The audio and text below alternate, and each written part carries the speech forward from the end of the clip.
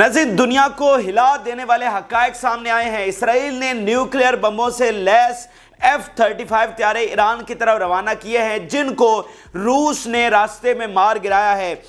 और दूसरी तरफ अमेरिका ने ऐसे मिसाइल डिप्लॉय कर दिए हैं जो खुफिया तौर पर सिर्फ ईरान के लिए तैयार हुए, और ये मिसाइल जो हैं वो आज तक दुनिया में अभी तक इस्तेमाल नहीं हुए हैं।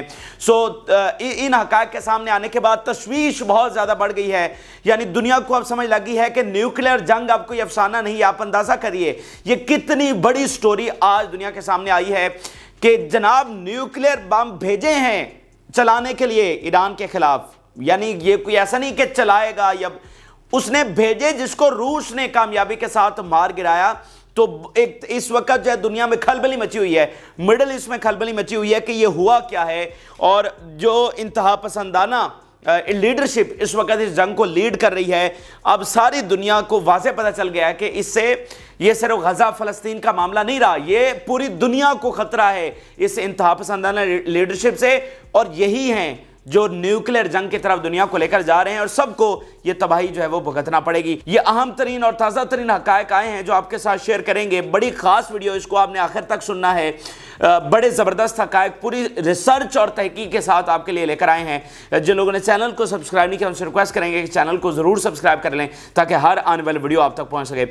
नाज़रीन, न्यूक्लियर रियासत इसराइल, आज तक उसके वजूद को इतना ख़तरा लाहक नहीं हुआ जितना इस वक्त लाहक है। दुनिया की राय नाज़रीन ये है कि जब भी इसराइल को अपना आप जाता हुआ नजर आया, वो न्यूक्लियर बम गिराने से पीछे नहीं हटेगा। इसराइल ने अपने क़याम के साथ ही ये जो न्यूक्लियर प्रोग्राम है उसको शुरू कर लिया था, और आज तक उसने कोई न्यूक्लियर टेस्ट नहीं किया। लेकिन दुनिया को पता है कि इसराइल के पास न्यूक्लियर हथियार हैं, और मतलब ये कोई ऐसा नहीं जैसे पाकिस्तान ने 90s के एंड पे बनाए, तो इनके जो हथियार हैं वो बहुत पहले के, यानी ये 50s के भी हो सकते हैं, क्योंकि उनका जो प्रोग्राम है वो साथ ही शुरू हो गया था उनके क़याम के साथ, जिसमें अमेरिका उनके साथ था, बरतानिया सब उनके साथ थे, उन्होंने हेल्प किया इनको बनाने में। अच्छा, तो उनके पास न्यूक्लियर हथियार और बहुत पुराना है। इस वक्त नाज़रीन इसराइल जो है वो जंग हार चुका है, मिलिटरीली वो कुछ अचीव नहीं कर सका। दुनिया का सेंटिमेंट उसके खिलाफ है, वो क्रिश्चियन जिसकी बुनियाद के ऊपर वो खड़ा था वो उसके खिलाफ हैं। इमेज उसका तबाह हो चुका है और आइसोलेशन में पूरी तरह से वो जा चुका है। और इसी दरमियान ईरान एक ऐसा थ्रेट बनकर इसराइल के सामने खड़ा हो गया है कि जो इसराइल को वाइप आउट कर सकता है, और इतना बड़ा थ्रेट इसराइल को अब से पहले कभी नहीं हुआ था। तो इसीलिए इसराइल को इन सारे थ्रेट्स को ख़त्म करना है अपने आप को बचाने के लिए। तो इस सब के दरमियान एक अंडरस्टैंडिंग, ये बेसिक अंडरस्टैंडिंग है सबको, और इसमें आप भी मतलब एक्सपर्ट ये बात कर रहे हैं, आप भी इसको बआसानी समझ सकते हैं कि भाई ये जो इंतहा पसंदाना लीडरशिप बैठी हुई है ये न्यूक्लियर जंग की तरफ जा सकती है, ये न्यूक्लियर बम गिरा सकती है। उसमें कोई ऐसी अचंभे की बात नहीं होगी, या आउट ऑफ कॉन्टेक्स्ट कोई बात नहीं है, या एक ऐसी बात नहीं है जो हम इमेजिन ही नहीं कर सकते कि हाँ भाई ये फलानी लीडरशिप है, इसके बारे में तो सोचा भी नहीं जा सकता कि ये काम करेगी। ठीक है, इसराइल के बारे में जिसने 50,000 लोगों को, निहत्ते लोगों को शहीद कर दिया है, उसके बारे में ये कोई ऐसी अचंभे की बात नहीं है कि वो नहीं करेगी। लेकिन बात अब इससे भी आगे चली गई है, उन्होंने ये इस्तेमाल करने की कोशिश की है। यानी इससे पहले तो डिबेट ये थी ना, जो मैंने पीछे आपके सामने रखी, कि अगर ये सिनेरियो होगा तो शायद इसराइल जो है वो न्यूक्लियर बम चलाने की तरफ जाए। अब बात इससे आगे चली गई, इसराइल ने न्यूक्लियर बमों से लैस जो F-35 जदीद त्यारे हैं वो भेजे, जिसको रूस ने नाकाम बना दिया। अब ये कहानी जो है वो खुलकर सामने आई है, और इसको हुकूमतों ने छुपा लिया था। यानी जो 3-4 बड़ी ताकतें हैं उन्होंने इस स्टोरी को छुपा लिया था कि अगर ये दुनिया के सामने आ गई तो भाई खलबली मच जाएगी कि ये हो क्या रहा है। यानी इससे पहले तो चले हुकूमतें जो न्यूट्रल भी बैठी हुई हैं, जो खामोश भी बैठी हुई हैं कि चले ठीक है इसराइल अपना कर रहा है जो कर रहा है। और भाई जब ये पता चल गया कि न्यूक्लियर बम इस्तेमाल चलने जा रहा है, वो तो फिर सबके लिए खतरा है, वो कौन सा एक के लिए खतरा है। ठीक है, तो उसके बाद मामलात कहाँ जाएंगे, सबको फिर वो तबाही भुगतना पड़ेगी। तो ये एक बहुत तशवीशनाक चीज़ दुनिया के सामने आना थी, इसीलिए इसको रोका गया कि दुनिया में फिर एक अजीब सा माहौल बन जाएगा। लेकिन अब ये स्टोरी दुनिया के सामने आ चुकी है। अब मैं पहले ये स्टोरी आपके सामने रखना चाहता हूँ। नाज़रीन, एक फेमस जर्नलिस्ट हैं, इंटरनेशनल जर्नलिस्ट हैं, पीपी एस्कोबार। ठीक है, ये मतलब दुनिया के बड़े इदारों में ये लिखते हैं, बड़े फेमस जर्नलिस्ट है। इन्होंने सबसे पहले ये स्टोरी शेयर किया, और अब इनकी ये जो स्टोरी है वो दुनिया भर के मीडिया में रिपोर्ट होना शुरू हो गई है, और जो CIA के ऑफिसर्स हैं वो भी उस पर कमेंट कर रहे हैं। पीपी एस्कोबार के मुताबिक जब ईरान ने हमला किया ये जो ड्रोन्स और मिसाइल उसने चलाए, पहली बार तारीख में पहली बार उसने इसराइल पर हमला किया, तो उसके नतीजे में इसराइल ने फुल फोर्स के साथ जवाब देने का फैसला किया और F-35 जो उनके जदीद त्यारे हैं उनको रेडी किया गया, न्यूक्लियर बमों से लैस उनको ईरान की तरफ रवाना किया गया। जब ये जॉर्डन की एयर स्पेस से निकलकर इराक के अंदर दाखिल होने लगे और इराक से फिर आगे उन्होंने ईरान में जाना था, तो जो ही ये जॉर्डन के एयर स्पेस से इराक में दाखिल होने लगे, तो वो जो पॉइंट आता है जहां एक तरफ शाम भी है, वहां पर इन त्यारों को मार गिराया किसने? रूस की जानिब से। ये जो न्यूक्लियर बम है नाज़रीन, इन्होंने हवा में चलना था, यानी इनको जमीन पर ग्राउंड पर नहीं फेंका जाना था।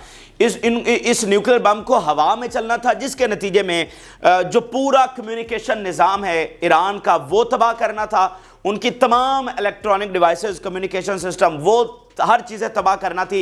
यूँ समझ लीजिए कि पूरा ईरान जो है वो स्टोन एज में दोबारा चला जाता है, यानी स्टोन एज वो है जो मौजूदा ये टेक्नोलॉजिकल दौर से पहले की पत्थर की दुनिया जिसको कहा जाता है, उस एज में दोबारा चला जाना था। इतना बड़ा इसका इम्पैक्ट था ये न्यूक्लियर बम का। अब मैं ये स्टोरी उन्हीं की जुबानी पहले पढ़कर आपके सामने रखना चाहता हूँ। Exclusive, the real story of the Israeli counter response from a very high level intelligence source, ठीक है, in Asia, not Russia China, के एशिया के जो एक हाई लेवल इंटेलिजेंस सोर्स है वहां से ये स्टोरी मैंने ली।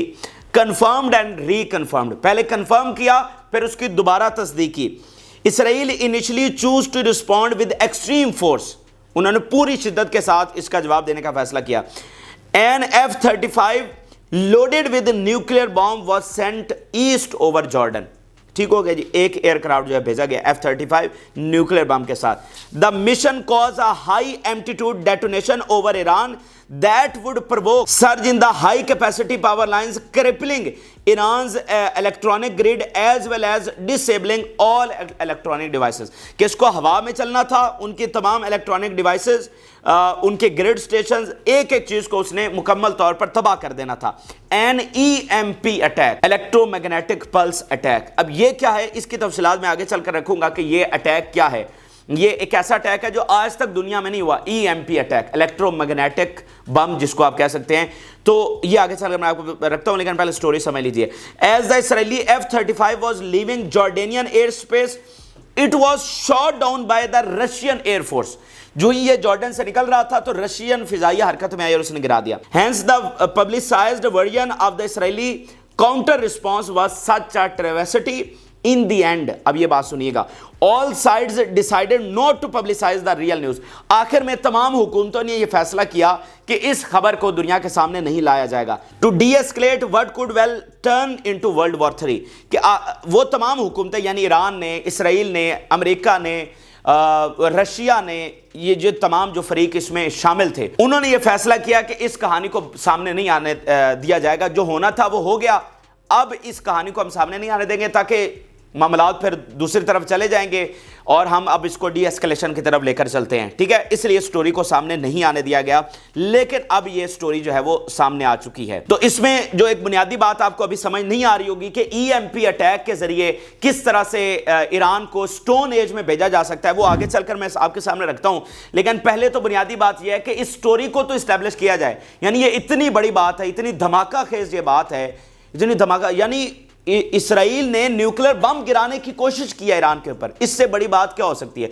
तो पहले तो इस स्टोरी को एस्टैब्लिश करना बहुत जरूरी है, तमाम हवालों से इसको देखना कि क्या ये कोई लॉजिकल बात लगती है या नहीं लगती। क्योंकि देखें सरकारी सतह पर तो इसको किसी ने ओन नहीं ना किया, ना ईरान ने, ना इसराइल ने, ना अमेरिका ने, ना बरतानिया ने, ना रशिया ने, तो इसको वेरीफाई करते हैं मुख्तलिफ हवालों से। देखें पहला सवाल जो जहन में आता है वो ये है कि यह तो बात मानी जा सकती है कि इसराइल बम गिरा सकता है, ये तो बेसिक अंडरस्टैंडिंग है, मैंने आपको बता दिया, आप भी इस पर यकीन कर सकते हैं कि हाँ इसराइल ऐसा कर सकता है। दूसरी बात यह है कि रूस भी आकर मैदान में वो गिरा सकता है। जब इतनी बड़ी बात होने जा रही हो कि न्यूक्लियर बम गिरने जा रहा हो, तो रूस इस वक्त पूरी तरह से साथ खड़ा है, तो वो हर सूरत में जाएगा ईरान को बचाने के लिए। और जो टर्किश इंटेलिजेंस है वो हम आपके सामने से पहले रख भी चुके हैं कि उसके मुताबिक इसराइल जब हमला करेगा तो रूस अपना जो एयर डिफेंस उसका शाम में है उसको फाल करेगा। तो वो बात भी समझ में आती है। तीसरी बात समझ में नहीं आती, वो ये है जिसके ऊपर आपको भी बहुत ज्यादा डाउट होगा कि चलें ठीक है ये दो बातें तो हमने मान ली, तीसरी आम बात ये है कि अच्छा फिजाइया ने उसको गिरा दिया उस जहाज को, अच्छा, वो खाली जहाज नहीं था, उसमें तो न्यूक्लियर बम भी था, तो फिर वो न्यूक्लियर बम वहां पर एक्सप्लोड क्यों नहीं हुआ? यानी चले वो ईरान में तक तो नहीं पहुंच पाया, लेकिन रास्ते में तो एक्सप्लोड हो गया ना, मतलब रास्ते में उसको हिट तो कर दिया गया। ऐसा तो नहीं कि वो F-35 रास्ते से वापस आ गया कि इसराइल ने यह फैसला किया कि नहीं नहीं ठीक है उसको वापस बुला लिया, ऐसा तो नहीं हुआ। उसको हिट किया गया है, उस जहाज को मार गिराया गया है जिसके अंदर न्यूक्लियर बम था, तो उस न्यूक्लियर बम को तो फटना चाहिए था, तो ऐसा तो नहीं हुआ। तो फिर इसकी क्या वजह है? देखें, इस हवाले से भी एक्सपर्ट ने इस स्टोरी के ऊपर कमेंट करते हुए इसका भी जवाब दिया है कि जरूरी नहीं कि वो एक्सप्लोड हो। एक न्यूक्लियर बम बाकी बॉम्ब से मुख्तलिफ होता है, उसको एक्सप्लोड वाली हालत में लाने के लिए एक खास तरीकाकार होता है। अगर वो उस हालत में नहीं है, ठीक है, आप जस्ट उसको कैरी कर रहे हैं, तो ऐसा नहीं है कि वो वहां पर एक्सप्लोड हो जाएगा, यानी कि वो कहीं पर जाकर गिरा है तो वहां पर फट जाएगा, ऐसा नहीं है। न्यूक्लियर बम को चलाने के लिए एक खास तरीकाकार होता है, उसी के जरिए वो चलता है, चाहे आप उसको हिट ही क्यों ना कर दें। जब तक वो नहीं है वो एक्सप्लोर नहीं होगा। ये स्टोरी पहले मैं आपके सामने रखना चाहता हूं। Shooting down of nuke carrying plane would have triggered the nuke, के जो जहाज का गिराना है, जो एक न्यूक्लियर हथियार लेकर जा रहा है, उसको तो वहां पर ट्रिगर कर देना चाहिए था न्यूक को, यानी बम चल जाना चाहिए था। That's not the case at all, ये ऐसा नहीं है। A nuke doesn't get armed until it's launched and even destroying it before that could not set it off, कि ये जब तक ट्रिगर नहीं कर दिया जाता तब तक ये एक्सप्लोड नहीं होता। The US has actually dropped several live nukes by accident from planes before and they didn't go off even after falling from 30,000 feet altitude because they were not armed। अब उसकी दलील ये पेश की जा रही है एक्सपर्ट की जानिब से कि अमेरिका की जानिब से एक्सीडेंटली बहुत सारे लाइव न्यूक्स यानी न्यूक्लियर बम जो है वो गिर चुके हैं उनके जहाज़ों से। उनके जहाज़ कैरी कर रहे थे तो गलती से एक्सीडेंटली वो गिरे हैं, ठीक है, लेकिन और 30,000 की बुलंदी से गिरे हैं, लेकिन वो एक्सप्लोड नहीं हुए। क्यों? क्योंकि वो आर्म्ड नहीं थे।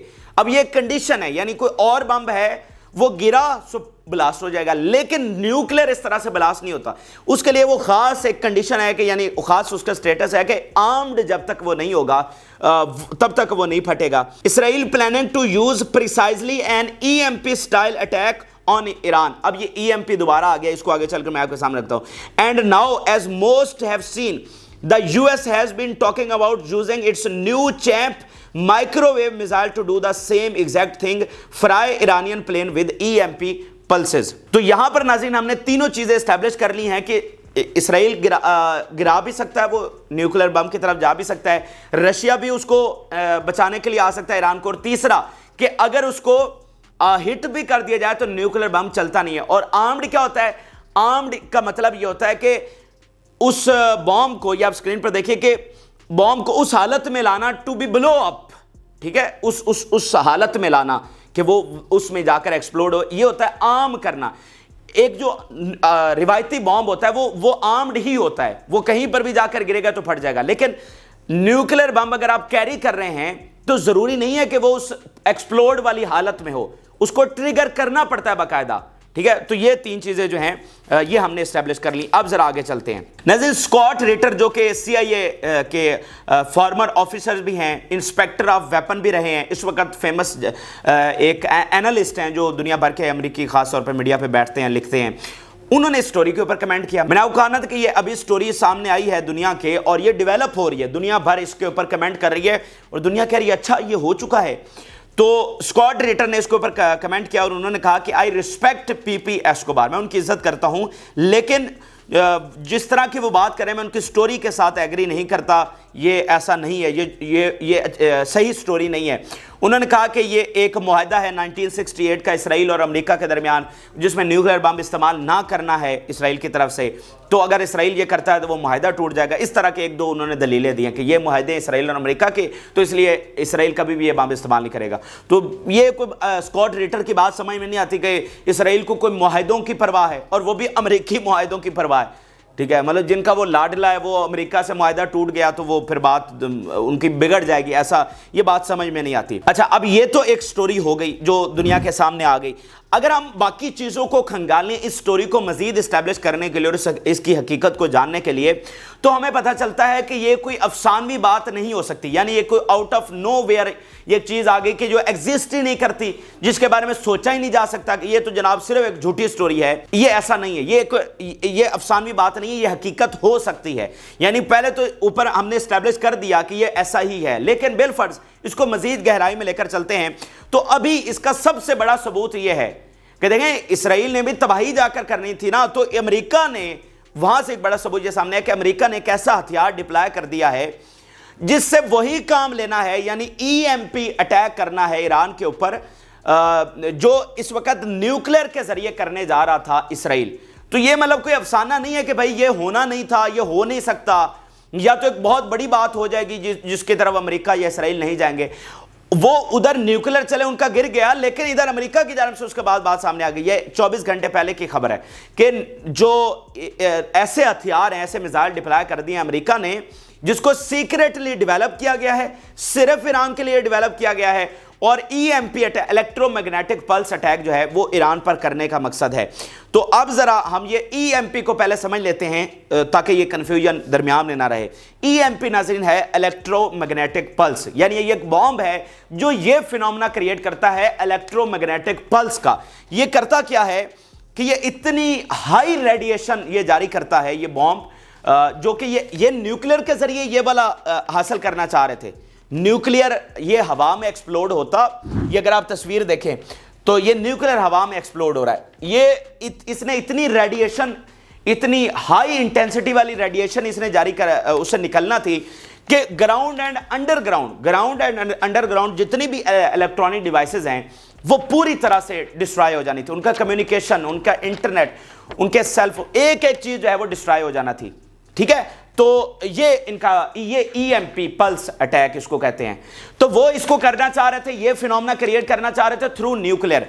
इसको अवॉइड करने के लिए अमेरिका एक नया हथियार सामने लेकर आया जिसको उसने सीक्रेटली डेवलप किया है और अब उसको ने डिप्लॉय कर दिया है इसी मकसद के लिए। अब मिसाल के तौर पे आप एक हेडलाइन देखिए, तेलंगा टुडे लिख रहा है, Israel is reportedly trying the EMP attack on Iran, what is it, what electronic could the EMP effect, the electromagnetic strike could affect all electronic devices and communication। ये सुनिएगा आप, ये EMP अटैक जब होगा तो ये किस किस चीज को इफेक्ट करेगा, such as telephones, cell phones, refrigerators, generators, inverters, TVs, radios, cars, etc. The pulse can also destroy all internet connected devices, phone, cell phone, आपके जनरेटर, इन्वर्टर और उसके बाद इंटरनेट यानी कम्युनिकेशन, पावर ग्रिड स्टेशंस, सब stations and air traffic control systems. Experts से that Israel EMP strike on Iran will bring it back into the stone age. ये इतना बड़ा होगा कि ये जो हमने जदीद दुनिया बनाई है, जिसमें कम्युनिकेशन है, जिसमें जदीद तरीन टेक्नोलॉजी जराए हैं, इससे निकलकर ईरान दोबारा वो उस पत्थर के जमाने में चला जाएगा। वो पत्थर का जमाना जिसको आप समझिए, जिसमें ये जदीद टेक्नोलॉजी नहीं थी, वो मतलब 1000 साल 2000 साल पहले वाला जमाना, उसमें चला जाएगा। फिर इसका सबसे बड़ा सबूत आपके सामने रखने जा रहा हूं, टाइम्स ऑफ इसराइल।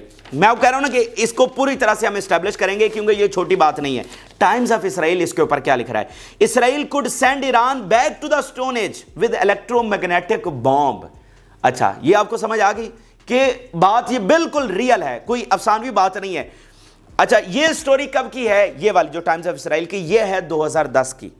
ठीक हो गया, तो बात क्या समझ आई, अब हम डॉट को कनेक्ट करते हैं। बात यह समझ आई कि इसराइल कई सालों से एक इलेक्ट्रोमैग्नेटिक बॉम्ब जो है वो बनाने की कोशिश कर रहा है, जिसके जरिए वो ये सारा फिनोमेना कि उनको स्टोन एज में भेज दे, ये वो करना चाह रहा है। क्योंकि जो ईरान का न्यूक्लियर बम है ना नाज़रीन, न्यूक्लियर बम वो है 100 मीटर नीचे जमीन से, उसके लिए कोई बम नहीं है। यानी इस वक्त उनके पास कोई बम नहीं था जो 100 मीटर जाकर हिट कर सके उस न्यूक्लियर प्लांट को। तो उसके लिए ये वो बम बना रहे थे इलेक्ट्रोमैग्नेटिक पल्स क्रिएट करने के लिए कि ना सिर्फ ये न्यूक्लियर प्लांट उनका उड़ जाएगा बल्कि हर चीज उनकी उड़ जाएगी। तो ये पिछले कई सालों से डेवलप कर रहे थे, लेकिन शायद वो इसको डेवलप नहीं कर सके, इसीलिए ये वाला जो फिनोमेना है कि उनको स्टोन एज में भेजने का, वो ये हासिल करना चाह रहे थे थ्रू न्यूक्लियर बॉम्ब। यानी न्यूक्लियर को वो हवा में एक्सप्लोड करते और उसके जरिए ये फिनोमेना क्रिएट हो जाता। इसमें अहम बात यह है कि शायद इसमें कैजुअलिटी कोई ना होती। देखें, वो हवा में एक्सप्लोड हो रहा है, ग्राउंड में नहीं हो रहा। स्पेस के अंदर हो रहा है, उसकी ईरान की स्पेस के अंदर, तो मुमकिन है कि वो कैजुअलिटी नहीं होगी, वो तो सिर्फ रेडिएशन इमिट करके उन डिवाइसेस को जो है वो करना चाह रहे हैं। तो आप जरा इस बात का अंदाजा लगाइए कि दुनिया जो है वो कहां तक पहुंच चुकी है। फिर एक और हेडलाइन आप देखिए, Israel's EMP attack can send Iran back to the stone age. अच्छा, अब यहां पर एक और चीज अगर हम देखें कि इसको मजीद एस्टैब्लिश करने के लिए कि हाँ दिस इज पॉसिबल, हम जरा 70s के अंदर जाते हैं। 1973 में जब जंग हो रही थी, इसराइल और अरब्स वॉर चल रही थी, तो उसमें नाज़रीन जो सीरियन यानी शामी और जो मिस्र की आर्मीज हैं वो काफी एडवांस कर गई थी, यानी इसराइल को काफी हद तक उन्होंने कब्जे में, उनकी टेरिटरी अपने कब्जे में ले ली थी, काफी वो अंदर पेनिट्रेट कर गई थी। तो इसराइल को बहुत बड़ा खतरा हुआ कि हम ये जंग हारने जा रहे हैं, और जंग हारने का मतलब यह है कि हमारी रियासत टूट जाएगी। तो इसराइल ने अपनी फिजाइया को हुक्म दिया कि वो न्यूक्लियर बम गिराने की तैयारी करे। ये 70s की मैं आपको बात बता रहा हूं, उन्होंने उस वक्त न्यूक्लियर बम गिराने की तैयारी की। फिर हेनरी किसिंजर जो एक बहुत बड़े डिप्लोमेट गुजरा है अमेरिका का, तो हेनरी किसिंजर को पता चला, उसने फौरी तौर पे मामलात को संभाला, उसने सदर को कहा, और उसके बाद अगले ही दिन the very next day critical military supply to Israel was approved, कि उन्होंने कहा कि आप न्यूक्लियर बम को रोकें, हम ये नए हथियार जो जदीद तरीन हथियार हैं वो हम दे रहे हैं। वो उन्होंने दिए एंड देन इसराइल जो है वो उसमें फातेह हो गया। तो ये कोई अफसानवी बात नहीं है कि जनाब वो न्यूक्लियर हथियार गिराने की तरफ जाएंगे नहीं। फिर आप ये आर्टिकल देखिए, would Israel use a न्यूक if they were seriously threatened. ठीक है, तो अब जो अगला ये सबूत मैं आपके सामने रख रहा था कि अमेरिका ने वो बॉम्ब अब बना लिया है, सीक्रेटली उसको डेवलप किया है और उसको अब डिप्लॉय कर दिया है। यानी इसको भी आप उसी दोबारा से 70s वाली सूरत हाल से कनेक्ट करें कि उस वक्त भी उन्होंने न्यूक्लियर इस्तेमाल नहीं करने दिया, बल्कि उस वक्त के जदीद तरीन हथियार जो है वो दिए। तो अभी भी वो उन्होंने कहा कि चलें जो हो गया सो हो गया। उसके बाद उन्होंने फौरी तौर पर वो नए जो जदीद हथियार उन्होंने बनाया है वो आकर डिप्लॉय कर दिया। देखें, ये कोई आज तो नहीं बना, ये डेली मेल की स्टोरी अभी मैं आगे चलकर मैं आपके सामने रखता हूं। ये तो कई सालों से अमेरिका बना रहा था, जिसको सामने वो अब आकर लाया, यानी उसको डिप्लॉय अब किया है। तो उन्होंने डिप्लॉय क्यों किया कि अगर उन्होंने देखा कि अच्छा इसराइल इस हद तक चला गया है, तो उन्होंने इसराइल की तसल्ली के लिए और उसकी सेफ्टी के लिए और ईरान को डिटर करने के लिए ये हथियार जो है वो डिप्लॉय किया है। ठीक है, अब ये आप डेली मेल की स्टोरी मैं आपके सामने रखने जा रहा हूं। US air force secretly develops missiles that could obliterate Iran's nuclear facilities by zapping their electronics without harming civilians। ये वो फिनोमेना क्रिएट करेगा कि सिविलियंस को कुछ नहीं होगा, लेकिन वो पूरा जो मामला उनका उड़ जाएगा। Daily Mail can reveal that US air force has quietly deployed missile, बाकायदा डिप्लॉय कर दिए गए हैं, that could destroy the electronics of Iran's nuclear facilities. The microwave weapons are fitted into an air launched cruise missile and delivered from B-52 bombers। तो ये cruise missile के अंदर ये फिटेड है, ये वाला बॉम्ब इलेक्ट्रोमैग्नेटिक, और B-52 बॉम्बर्स के जरिए इसको डिलीवर किया जा सकेगा। They can fly into enemy air space at low altitude that emit sharp pulses of high power microwave HPM energy that fry computer chips. अब ये बात वही है, ठीक है, बात वही है कि वो हवा में चलेगा और उससे वो रेडिएशंस इस तरह की इमिट होंगे। आप देखें ना, इस तरह की बात आपने पहले नहीं सुनी होगी। मतलब ये दुनिया किस लेवल के ऊपर जा चुकी है, और पता नहीं कौन कौन से बम किस किस ने बना रखे हैं। अब पता नहीं ईरान ने आगे क्या बना रखा है। अभी मैं आपको बताता हूं कि वो आगे से क्या तैयारी कर रहे हैं। फिर आप अगली बात सुनिए, the US air force has quietly deployed missile that could destroy the electronics of Iran's nuclear facilities known as the counter electronics high power microwave advance missile project. The missile were built by Boeing Phantom Works for the US air force research laboratory. तो थोड़ी सी complex चीज़ें हैं, लेकिन सादा अल्फाज में यही है कि जो 2010 में जो बात सामने आई थी कि इस तरह का कोई वेपन बनाया जा रहा है, वो आज अमेरिका ने बना लिया है, और जो करेगा हाई पावर माइक्रोवेव जो इमिशन करेगा, यानी उस रेडिएशन की इमिट करेगा, ठीक है, जिससे ये वाला फिनोमेना क्रिएट होगा कि ना सिर्फ 100 मीटर नीचे उनका वो जो न्यूक्लियर फैसिलिटी है वो भी उड़ जाएगी। ये जो हथियार अमेरिका का, ये तो स्पेसिफिकली वो चलाना चाह रहे हैं किसके लिए, न्यूक्लियर फैसिलिटी के लिए, और इसमें डेली मेल ने यही लिखा है कि उसको स्पेसिफिकली वो इस्तेमाल सिर्फ करना चाह रहे हैं उस न्यूक्लियर के लिए। इसके अलावा आप अगली बात सुनिए, आज मरीव ऑनलाइन क्या लिख रहा है, a dangerous temptation, Netanyahu was warned, a sharp reaction in Iran will lead to a third world war. तो जब हम यहां पर खड़े होकर तीसरी आलमी जंग की तरह की बात करते हैं, तो कुछ लोग कह सकते हैं कि आप एग्जैजरेशन कर रहे हैं, आप सेंसेशन फैला रहे हैं, आप तो बिला वजह चीजों को उछाल रहे हैं। ये उनका इदारा लिख रहा है भाई, ठीक है। और वो कह रहा है कि ये जो मामलात हैं, जो नजर आ रहा है जिस तरफ जा रहे हैं, ये वर्ल्ड वॉर 3 की तरफ हम जा रहे हैं भाई। न्यूक्लियर बम चलाया है उन्होंने, और अगर बिलफर्ज उन्होंने नहीं भी चलाया तो अमेरिका वो काम करने जा रहा है, उन्होंने वो हथियार डिप्लॉय कर दिए। तो किस लिए हथियार बनाए जाते हैं, किस लिए डिप्लॉय किए जाते हैं? वो चलाने के लिए डिप्लॉय किए जाते हैं। तो बात सादा सी नाज़रीन ये है कि जब जब इसराइल को खतरा होगा तो वो आखिरी हद तक जाएगा। देखें, माजी में अगर हम जाते हैं, इराक से उनको खतरा था, शाम से था, या लिबिया से था, या किसी और मुल्क से था, उनको उन्होंने तबाह कर दिया, गिरा दिया, उसमें उनका ज्यादा जोर नहीं लगा। उन्होंने अमेरिका को कहा, अमेरिका आया, उसने सद्दाम हुसैन को मिटा दिया, अमेरिका आया शाम को, अमेरिका आया लिबिया को मिटा दिया। तो आज नज़ीर ईरान उनके सामने खड़ा है, और ईरान पावरफुल है, तो ईरान को गिराने के लिए वो इराक शाम वाला मामला नहीं होगा, लिबिया वाला मामला नहीं होगा। यहां पर आपको ज्यादा जोर लगाना पड़ेगा। आप इसको बिल्कुल हमास की मिसाल से समझिए। देखिए, वो हमास को मिटाने के लिए गए, हमास पावरफुल थी, हमास को वो नहीं मिटा सके, इसलिए जंग आज तक खत्म नहीं हो सकी, और ये जंग फैल गई, ठीक है। तो सेम आपका जोर लगेगा ईरान को गिराने के लिए। तो क्या आपको लगता है कि ईरान जंग के दौरान क्या सरेंडर कर जाएगा? इसराइल सरेंडर तो नहीं करने वाला। तो इतनी जल्दी फिर ईरान भी उनके हाथों से खत्म नहीं होगा। जब ना ये सरेंडर करेंगे, ना ईरान इनसे खत्म होगा, तो फिर वो आखिरी हद तक इसराइल जाएगा। क्योंकि देखिए, या इसके बाद तो फिर उसने कायम ही नहीं रहना। अगर वो ईरान को इस तरह छोड़ दे, तो उसकी तो आइडियोलॉजी ये है कि अगर मेरे सामने कोई थ्रेट है तो उसको इरेडिकेट करने के लिए मैंने आखिरी हद तक जाना है। तो अगर उसको नजर आ रहा होगा कि ईरान को वो नहीं हरा पा रहा, तो वो आखिरी हद तक उसके ऊपर न्यूक्लियर बम गिराने की तरफ जाएगा। आज तो वो नाकाम अगर बिलफर्ज हो गया है, तो आगे वो इसको गिराने के लिए जाएगा हर सूरत में ईरान को। अभी जो एड आई उस पर आगे तफसीली हम वीडियो बनाते हैं। $26 बिलियन इसराइल को दिए गए। एक तरफ इसराइल ने यह काम किया है, और दूसरी तरफ $26 बिलियन उसको दिए जा रहे हैं। तो ये गजा के लिए दिए जा रहे हैं, ये ईरान जंग के लिए दिए जा रहे हैं। अब जरा हम आ जाते हैं ईरान के ऊपर कि ईरान इसके मुकाबले में क्या कर रहा है। एक तो ईरान ने कल ही नाइजर के साथ नाज़रीन मुआहिदा किया, बहुत गैर मामूली ये मुआहिदा हुआ है, जिसमें यूरेनियम ईरान ले रहा है उनसे। 60% तक इनरिच वो कर चुका था, और एक्सपर्ट के मुताबिक कि अगर ईरान न्यूक्लियर बम बनाने की तरफ जाता है तो वो विद इन वीक इसको बना सकता है, वो यूरेनियम को उस हद तक इनरिच कर सकता है। तो कल ये मुआहिदा, यानी पीछे ये सारी स्टोरी है, कल ईरान ने नाइजर के साथ मुआहिदा कर लिया कि हमें मजीद यूरेनियम दी जाए। अच्छा, फिर नाज़रीन जो अगली बड़ी इंटरेस्टिंग बात है, जिसमें फिर घूमकर पाकिस्तान आ रहा है, वो जो पाकिस्तान का दौरा है ना, मैं आपको कह रहा हूँ कि बड़ा इंपॉर्टेंट दौरा है, ठीक है। वो जो मैंने उस वक्त आपको एक बात कही थी कि कुछ ऐसा ईरान लेने के लिए आ रहा है जो दुनिया में उसको कोई नहीं दे सकता, और ये इतना अहम है कि वो कौमी सलामती का मसला है ईरान के लिए, कि हर सूरत में उसने ये एक्वायर करना ही करना है।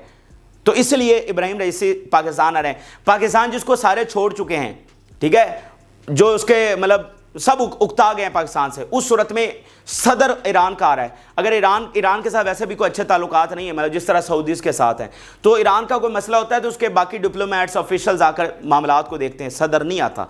तो आज एक और इस स्टोरी से एक और चीज़ सामने आती है कि इस सारे फिनोमेना को रोकने के लिए जो वो डिवाइसेस को तबाह करना चाहते हैं, इसका एक हल भी है। अगर इन डिवाइसेस को एक ख़ास तरह के बैग्स होते हैं, ठीक है, अगर उसके अंदर ये डिवाइसेस रख दी जाएं, उसके साथ इसको प्रोटेक्ट कर दिया जाए, तो फिर ये बॉम्ब काम नहीं करेगा, ठीक है। वो जो है ना रेडिएशन, वो उनको इफेक्ट नहीं कर सकेंगे। वो ख़ास बैग्स हैं जो उनको चाहिए। तो मुमकिन है कि वो ये रिक्वेस्ट कर रहे हो पाकिस्तान से कि वो आप हमें बना कर दें, या मुमकिन है ना भी हो, लेकिन इस लेवल की कोई चीज़ है जो वो पाकिस्तान से लेने आ रहे हैं। सो ये बड़ी अहम चीज़ है कि वो ये एक्वायर करने के लिए हर सूरत में जाएंगे। जब इसराइल अमेरिका इस हद तक जा चुके हैं कि ईरान उनके निशाने पर है, वो बम डिप्लॉय कर दिए गए, तो वो बैग्स हासिल करने के लिए अब ईरान भी आखिरी हद तक जाएगा। मुमकिन है वो पाकिस्तान से इसको लेना चाह रहा हो, मुमकिन है कहीं और से लेना चाह रहे हो, लेकिन ये दौरा इस हवाले से बड़ा अहम है। तो मैं सिर्फ आपको ये बताना चाहता हूं कि ये जंग नहीं रुकेगी, ईरान जंग हर सूरत में होगी। ये डिले हो सकती है, ये 6 महीना डिले हो सकती है, ये साल भी डिले हो सकती है, और ये अभी भी हो सकती है। आप भूल जाएं कि कभी वो कंप्रोमाइज करेंगे ईरान के ऊपर। उनके 75 साल हिस्ट्री में उन्होंने कभी किसी ऐसे खतरे के ऊपर कंप्रोमाइज नहीं किया। तो आप सोचते हैं कि ईरान पर वो करेंगे, सवाल ही पैदा नहीं होता। तो ये जो $26 बिलियन उधर से आ गए हैं, ये एक बड़ी जंग की ग्रीन लाइट है, और ये एक ऐसी जंग जिससे दुनिया मुतासर होने जा रही है। ये अब सिर्फ गजा का मामला नहीं रहा, ये बहुत बड़ी जंग का मामला बन चुका है। सारे सबूत और दलाल हमने आपके सामने रखे।